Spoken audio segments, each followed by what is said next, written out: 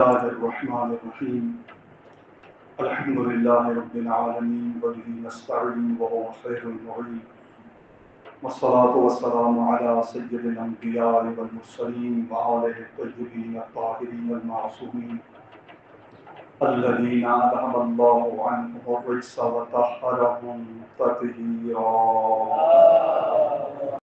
الحمد لله رب العالمين وبه نستعين وهو خير المعين والصلاة والسلام على سيد الأنبياء والمرسلين وآله الطيبين الطاهرين المعصومين الذين أذهب الله عنهم الرجس وطهرهم تطهيرا.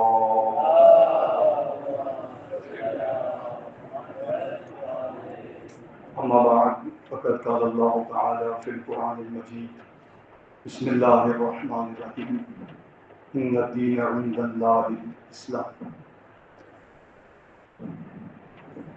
قرآن مجید میں خالق کائنات نے دین کو اپنا پسندیدہ دین، اسلام کو اپنا پسندیدہ دین قرار دیتے ہوئے ارشاد فرمایا کہ اللہ کے نزدیک دین فقط اسلام ہے۔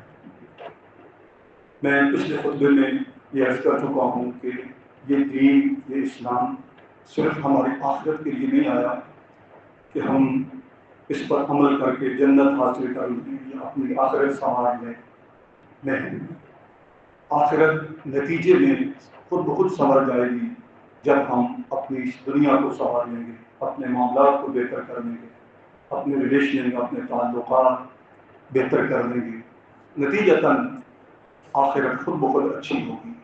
یعنی آخرت کے لیے نہیں، اس دنیا کو بہتر کرنے کے لیے، اپنے معاشرے کو بہتر کرنے کے لیے یہ دین آیا۔ تو کوشش یہی ہونی چاہیے کہ ہم اس دین پر عمل کر کے اپنے معاشرے کو بہتر کریں، ایک گھر سے لے کر ایک قوم تک کا معاشرہ۔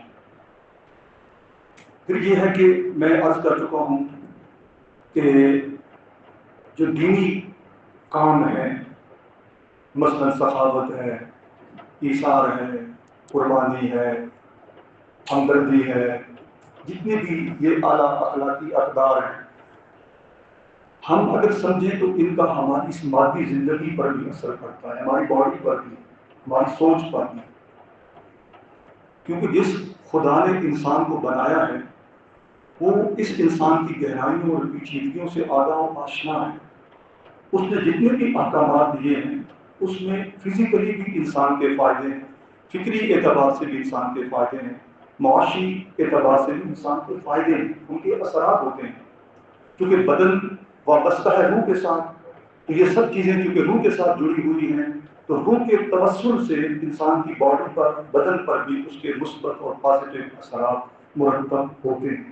جیسے میں نے عرض کیا تھا کہ سخاوت، جب آپ سخاوت کرتے ہیں تو ایک خوبصورت تاثر آپ کے دل و دماغ میں ابھرتا ہے اور اس کے اثرات آپ کے بدن پہ بھی، آپ کی صحت پہ بھی، آپ کی سوچ پہ بھی نمودار ہوتے ہیں۔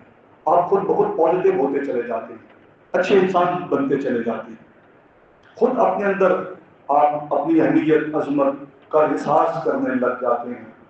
خود جب اپنے آپ کو باعزت سمجھتے ہیں تو لا محالہ نتیجتاً معاشرے میں آپ خود بخود باعزت ہو جاتے ہیں، لوگ آپ کی رسپیکٹ اور عزت کرتے ہیں۔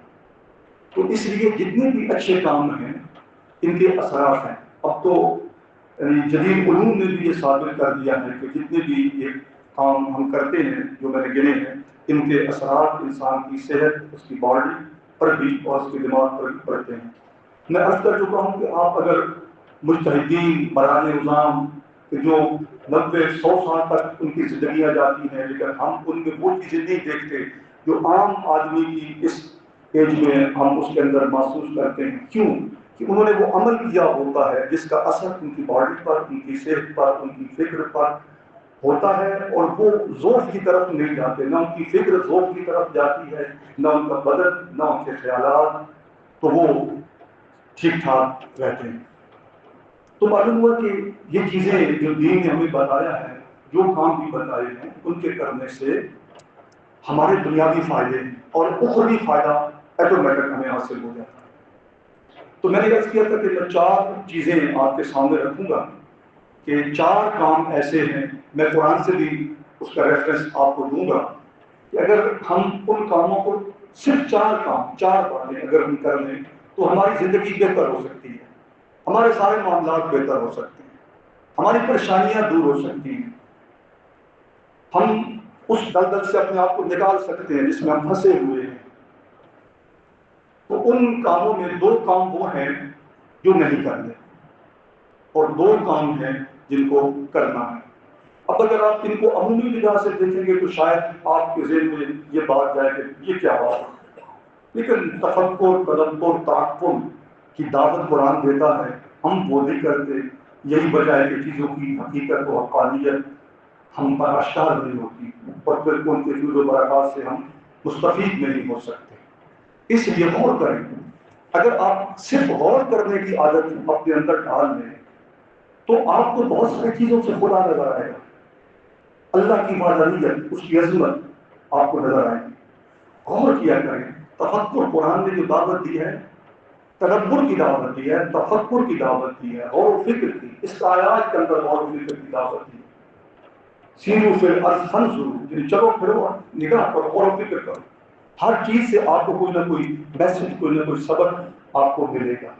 تو بات یہی ہے کہ جو جتنا غور و فکر کرتا ہے اتنا ہی چیزیں اس کے آشکار ہوتی ہیں، اور جو جتنا لائٹ لیتا ہے چیزوں کو ہلکا پھلکا، تو پھر اس کی لائف بھی ہلکی پھلکی اور عام زندگی گزارتا ہے۔ اب یہی 4 چیزیں، 2 کام جو نہیں کرنے ہیں، ان میں پہلا کام ہے غصہ۔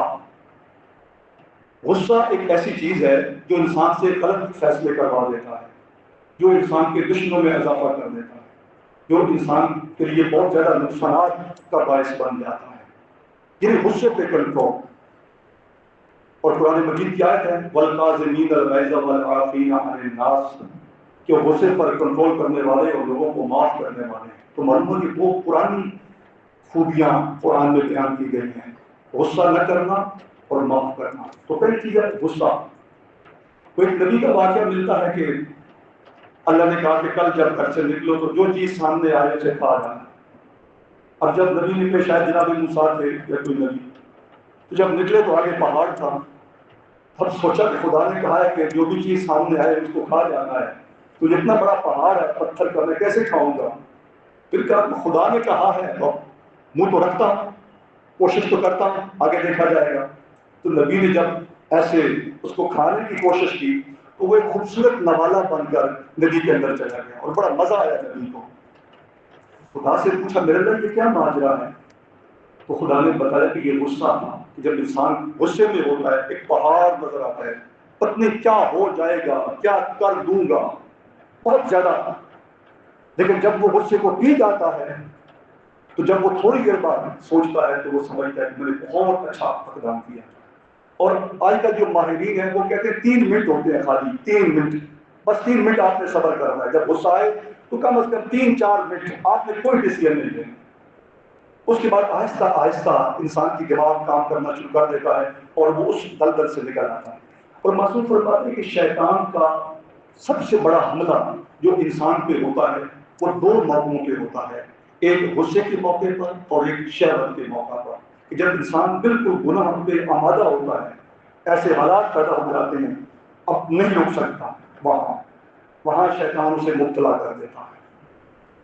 تو غصہ ائمہ اطہار کی زندگیوں میں آپ دیکھیں، کہیں آپ کو غصہ نہیں آئے گا، نظر آئے گا۔ لوگ گالیاں دے رہے ہیں، لوگ پتھر مار رہے ہیں، جس مثال دے آپ کو، یہ کفار مشرکین نبی کے نہ ملتے ہوئے دیکھ کے قریب جاتے ہیں کہ بد دعا تو نہیں کر رہے، تو وہ ہدایت کی دعا کر رہے ہیں۔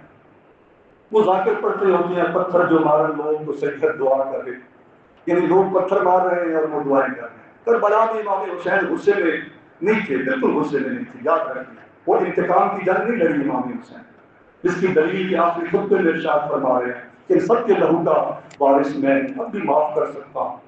وَالْقَاظِمِينَ الْغَيْظَ وَالْعَافِينَ عَنِ النَّاسِ کا بلا اس کا بہترین عملی مظاہرہ ہے کہ معاف کرنے کا جذبہ اجاگر ہو رہا ہے کربلا میں۔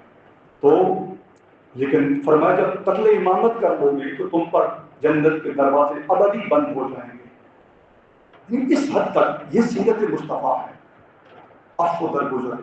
تو غصہ ایک ایسی چیز ہے کہ جو انسان کو بہت سارے نقصانات میں مبتلا کر دیتا ہے، لیکن اس کا مطلب یہ بھی نہیں کہ غصہ کرنا ہی نہیں ہے۔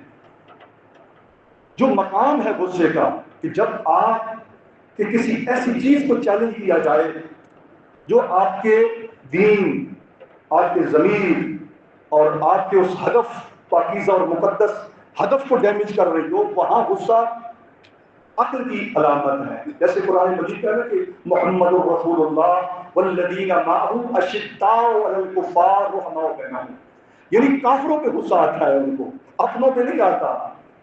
ہو حلقے، اقبال نے اس کو یوں کہا کہ ہو حلقے یارا تو بریشم کی طرح نرم، رزم حق و باطل ہو تو فولاد ہے مومن۔ اب آپ دیکھ لیجئے کہ آج آپ کے سامنے وہ مثالیں موجود ہیں، ایران کی مثال، کہ اپنوں کو جو بھی کر رہے ہیں ان کو قریب لا رہے ہیں، اور دشمنوں کے کسی سے پلائی ہوئی دیوار۔ ہم اپنوں پہ غصہ نکالتے ہیں، دشمنان خدا سے دوستیاں رکھتے ہیں، دشمنان خدا سے محبت، اور اپنے مومنین، اپنے بھائیوں، رشتہ داروں، عزیزوں، اقارب پہ جو ہم نہ جانے کتنا ہم نے غصہ بھرا ہوا ہوتا ہے۔ ایک جس چیز کو چھوڑنا ہے وہ کیا ہے؟ غصہ۔ اور دوسری چیز ہے نفرت، اس کو چھوڑنا ہے۔ نفرت آپ کو تنہا کر دے گی، آپ کے دوست احباب میں کمی واقع کر دے گی، آپ کی امور سے برکت اٹھ جائے گی، کیونکہ اللہ کی مخلوق ہے، سب اللہ نے بنائے ہیں، اللہ کی مخلوق سے نفرت نہیں کرنی۔ یہاں تک کہ میں عرض کروں کہ گنہگار سے بھی نفرت نہ کرو، فاسق و فاجر سے بھی نفرت نہ کرو۔ کیوں؟ کہ نفرت گناہ سے ہے، انسان سے نہیں ہے۔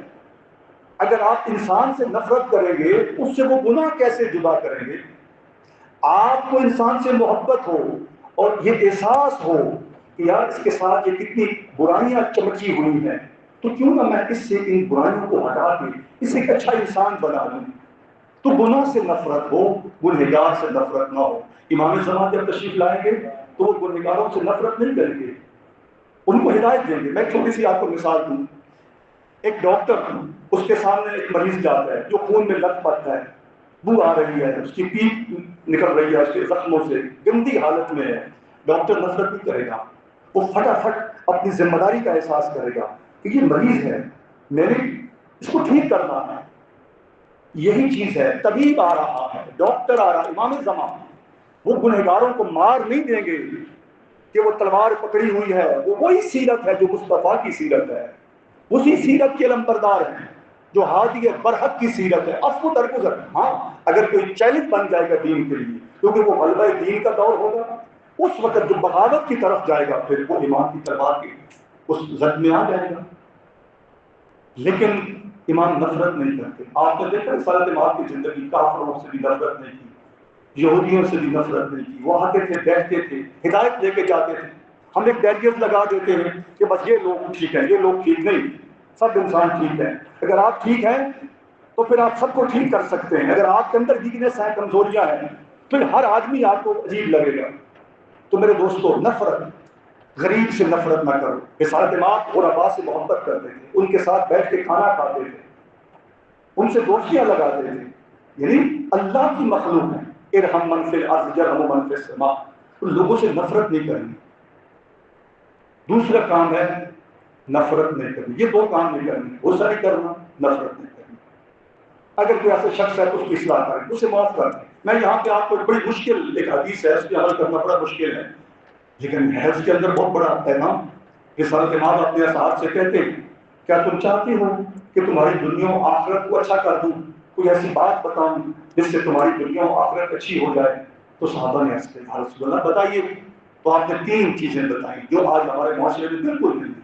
یہی وجہ ہے کہ بھائی بھائی کا دشمن ہے، میاں بیوی کے درمیان اختلافات ہیں، دوست دوست کے دشمن ہیں، حیوانی معاشرہ ہے۔ فرمایا اس سے ملو جس نے تم سے ملنا ترک کر دیا۔ ہم اس سے ملتے ہیں جو ہم سے دل میں آتا ہے، ہم اس کی عزت کرتے ہیں جو ہماری عزت۔ کمال تو یہی ہے، یہ تو کوئی کمال نہیں ہے، یہ تو لے دین کی بات ہے کہ وہ آپ کی رسپیکٹ کرتا ہے، آپ اس کی عزت کرتے ہیں، وہ آپ کو دیتا ہے، آپ اسے دیتے ہیں، آپ کے مفادات اس سے وابستہ ہیں تو آپ اس کو ملتے بھی ہیں۔ نہیں، یہ انسانی رشتہ، ایمانی رشتہ، خدائی رشتہ، الہی رشتہ۔ فرمایا اس سے ملو جس نے تم سے ملنا ترک کر دیا ہو، اس پر احسان کرو جو تمہارا احسان فراموش ہے، اور اسے بخش دو جس نے تم پہ ظلم کیا۔ آپ نبی پاک کی سنت دیکھیں اور آپ ائمہ تحریر کی سیرت دیکھیں تو آپ کو یہ چیزیں نظر آئیں گی کہ انہوں نے معاشرے کو کس طرح خوبصورت معاشرہ بنا دیا۔ تو دوسری چیز جس کو چھوڑنا ہے وہ نفرت ہے، غصہ اور نفرت۔ اب جو دو چیزیں اختیار کرنا ہے وہ کون کون سی ہیں؟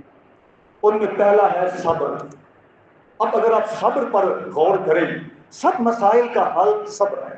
ٹائم، بہت سارے ایسے مسائل ہیں جن کو آپ ٹائم دیتے ہیں وہ خود حل ہو جاتے ہیں، حتیٰ کہ دشمن دوست بن جاتے ہیں۔ اگر آپ ٹائم دیں دشمن کو، سوچنے کا ٹائم دیں، فوری انتقام کی طرف نہ بڑھے، صبر کریں، تو ممکن ہے جیسے ائمہ تابعین کی زندگیوں میں کفار و مشرکین جو نفرت کرتے تھے ان کو ٹائم دیا، ان کے ان باتوں پہ صبر کیا اور وہ قائل ہو گئے کہ یہ پھر ہم جیسا تو نہیں ہے، یہ تو مختلف شخصیت ہے۔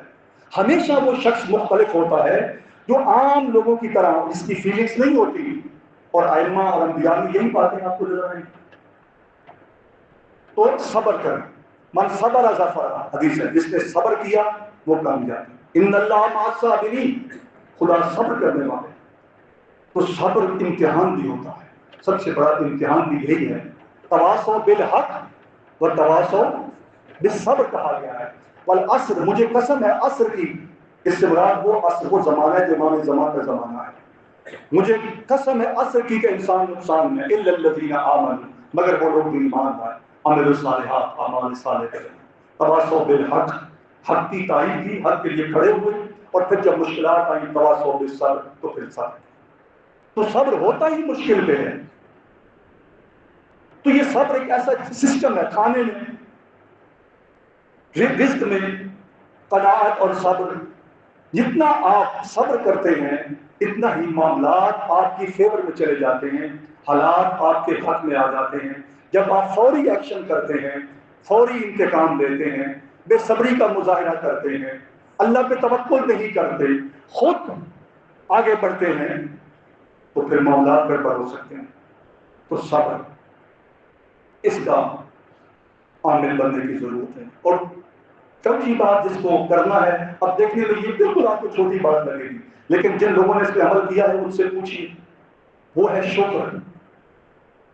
وہ شکر ہے کہ اللہ کی نعمتوں پر شکر، جوانی نعمت، صحت نعمت، اچھی پازیٹیو سوچ نعمت، اچھے دوست نعمت، اچھی بیوی نعمت، اچھی اولاد نعمت، یہ نعمتیں ہیں۔ ہم جب نعمت کو گنتے لگتے ہیں تو کوٹھیاں، گاڑیاں اور محل اور بنگلے گننے۔ وہ ایک ذاکر صاحب تھے تو وہ کہہ رہے تھے مجلس میں، پاکوں کا کتنا کرم ہم پہ ہوا کہ ہم سائیکلوں پہ تھے، آج ہم بینک کلوئیوں پہ پاتے ہیں۔ یعنی پاکوں کا یہی کرم ہوتا ہے، یہ نہیں ہے۔ ہم بصیرت انسان کتنے ڈیولپ ہوئے ہیں، ہم نے اپنی فکر کو کتنا پازیٹیو اور بلند کیا ہے، ہم کتنے اندر سے بدلے ہیں، یہ پاکوں کا کرم ہے۔ پاک مانوی فیوز و برکات سے ہمیں نوازتے ہیں، ورنہ ان کے پاس تو یہ گاڑیاں محل نہیں تھے۔ پہلے خود اگر یہی کرم ہے تو پھر پہلے خود ان کے پاس نہیں، ایسی نہیں ہے۔ یہ مادی چیزوں کی کوئی حیثیت نہیں، یہ آپ کی قدموں میں ہے۔ ایک اچھا انسان اگر چاہے اور تو زمین بیچ کے سب کچھ مل جائے گا اس کو، لیکن نہیں، اس چیز کا سودا نہیں ہو سکتا، وہ نعمت ہے، اور وہ انسان کی اخلاق ہے، وہ انسان کا ضمیر ہے، وہ انسان کی پازیٹیو سوچ ہے۔ تو اس لیے شکر ایک ایسی نعمت ہے جس سے ان شکرتم لازیدنکم وان کفرتم ان عذابی لشدید، اگر شکر کرو گے تو میں اضافہ کروں گا، اور اگر ناشکری کرو گے ان عذابی لشدید، تو پھر میرا عذاب بہت سخت ہے۔ امام زین العابدین علیہ السلام کی زندگی میں آپ دیکھیں، یہ جو ماتھے کے امام کے گٹھے پڑ گئے تھے، یہ صرف مستحب نمازیں نہیں تھی کہ خالی وہ مستحب نمازیں پڑھتے تھے، ہر نعمت پر 2 رکعت نماز شکرانہ، جب بھی کوئی نعمت ملی سر سجدے میں چلا گیا کہ یہ اس خدا نے عطا کی ہے۔ حتیٰ کہ خوشی پر بھی شکر، کمال یہ ہے جب آپ کے دل کو خوشی ملے اسی وقت اس خدا کی بارگاہ میں ہاتھ جوڑ کر اس کا شکر ادا کریں کہ میرا اللہ تو کریم ہے، یہ تیری عطا کی ہوئی، میری کیا حیثیت ہے، میں کیا ہوں، میں تو کچھ بھی نہیں۔ یعنی ہر قدم پہ شکر، اور اس کے اثرات آپ اپنے رزق میں دیکھیں گے کہ آپ کے رزق میں اضافہ ہوگا۔ اچھی بات ہے ہم امکانات پہ بھروسہ کرتے ہیں اور خالق کے امکانات پہ بھروسہ ہی نہیں ہے۔ اس نے امکانات بناتے ہیں، میں آپ کو امام جعفر صادق علیہ السلام کا فرمان سناتا ہوں. صلی اللہ یہ اتنا سخت یہ سلسلہ ہے. فرمایا اگر کوئی شخص یہ کہے کہ اگر فلاں شخص اس مقام پر میری مدد نہ کرتا تو میں ہلاک ہو جاتا, تو فرمایا یہ شرک ہے. اس کا مطلب ہے خدا اس کی زندگی میں نہیں ہے, لوگ اس کی زندگی میں ہیں. یہ نہ ہوتا, یہ نہ کرتا, ایسا نہ ہوتا تو یوں ہو جاتا. کتنی پست فکر ہے, اس خدا کو ہم نے چھوڑ دیا. فرمایا اگر کوئی یہ کہے کہ اگر فلاں شخص فلاں وقت پر میری مدد نہ کرتا تو میں برباد ہو جاتا, ہلاک ہو جاتا. فرمایا شرک ہے. اور اگر کوئی شخص یہ کہے کہ اگر فلاں مشکل موقع پر اللہ فلاں شخص کو میری مدد کے لیے نہ بھیجتا تو میں ہلاک ہو جاتا, یہ توحید ہے. اپنے تمام افوض امری الی اللہ, اپنے تمام امور کو خدا کے تفویض کرنا اور اس کی ہر نعمت پر شکر ادا کرنا. آئمہ کی زندگی میں یہ دونوں چیزیں آپ کو ملیں گی, صبر بھی ملے گا اور شکر بھی ملے گا. وہ ایک واقعہ جناب عیسیٰ علیہ السلام کے بارے کہ انہوں نے خواب میں کسی کو دیکھا اور بزرگ کسی کشتی کو دیکھا کہ جو اللہ کی طرف سے پھر وہ ان کو بتایا گیا کہ فلاں جگہ چلے جاؤ اور وہاں ایک میرا نیک اور برگزیدہ آپ کی عبادت میں مصروف. تو نبی جب وہاں گئے تو ایک خاتون تھی, اس کو دیکھا جس کی نہ آنکھیں ہیں, نہ ہاتھ ہیں, نہ پاؤں ہیں, لیکن وہ ذکر الہی کر رہی ہے, شکر خدا بندی بجا رہا ہے. نبی حیران ہوئے, کس بات کا شکر کر رہی ہے؟ تمہارے پاس کوئی ایسی چیز ہی نہیں جس پر تم شکر کرو, نہ آنکھیں ہیں, نہ ہاتھ ہیں, نہ پاؤں ہیں. اس نے کہا اس بات کا شکر ہے کہ اللہ نے مجھے وہ چیزیں نہیں دی جن کی وجہ سے میں اس کی معصیت کا شکار ہو سکتی تھی. اگر آنکھیں ہوتی ہو سکتا ہے میں گناہ کرتا, ہاتھ ہوتے غلط کام کر لیتی, پاؤں, اس پہ شکر کر رہے. پھر اس کا جملہ بڑا تاریخی جملہ ہے, کہتی ہے کہ میرا بدن صابر ہے اور میری زبان شاکر. جو بھی مصیبت آتی ہے میں اسے قبول کر لیتی ہوں کہ یہ میرے خدا کی طرف سے آئی ہے نا, میں جزا فضا نہیں کرتی. اگر خدا نے میرے لیے یہ بیماری, یہ تکلیف پسند کی ہے تو میں کیوں احتجاج کروں؟ وہ بہتر جانتا ہے میرے امور کو. افوض امری الی اللہ, یہ شکر ہے. تو جب ہم اللہ کی دی ہوئی نعمتوں پر شکر کریں گے, اور شکر صرف یہ نہیں ہے کہ ہم کہیں شکر للہ, شکر یہ ہے کہ ہم اس نعمت کو اللہ کی عطا سمجھیں اور زیادہ اللہ کے سامنے جھک جائیں. جیسے کوئی دیتا ہے تو اس کا انسان بہت زیادہ ممنون احسان ہو جاتا ہے. جب وہ نوازتا رہتا ہے تو انسان اور زیادہ اس کے سامنے خاکسار ہوتا چلا جاتا ہے. تو یہ شکر ہے کہ جتنا خدا آپ کو دے آپ اور زیادہ اس کے سامنے عاجز ہو جائیں, اس کی بارگاہ میں جھک جائیں, سجدہ ریز ہو جائیں, اپنی کمزوری اور ناتوانی اور کم علمی اور کم ظرفی کا احساس کریں کہ میرے اللہ میں جس کے پاس کوئی نیکی نہیں, تو نے مجھے نوازا ہوا ہے, تو زبان سے اس کی تعریف نہیں. تو میرے دوستو, اللہ تبارک و تعالیٰ سے یہ دعا ہے کہ خالق کائنات ہمیں یہ چار کام ان کی طرف متوجہ رہنے کی توفیق عطا فرمائے. محمد. السلام علیکم ورحمۃ اللہ وبرکاتہ.